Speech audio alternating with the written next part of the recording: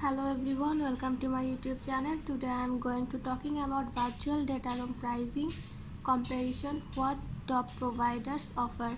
Virtual data rooms VDRs are secure online repositories where companies can share confidential documents with third parties in a controlled and secure manner. So let's start. VDRs are commonly used in merger and acquisition (M&A) transactions to facilitate the due diligence process. The cost of a VDR varies depending on a number of factors including the size and complexity of the data room, the features and functionality required, and the length of the subscription. However, most VDRs charge a monthly subscription fee. Here is a comparison of the pricing of the top VDR providers in 2023. Intralinks $125 $500 per month. Merrill Datasite $100 $500 per month. DatasiteOne $150 $500 plus per month. Ideals $100 $500 plus per month. DealRoom $100 $500 plus per month. Box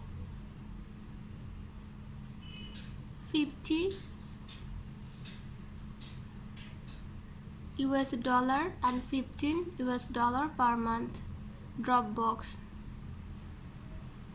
$12.15 and $25 per month. Google Drive $1.99 $90.99 per month.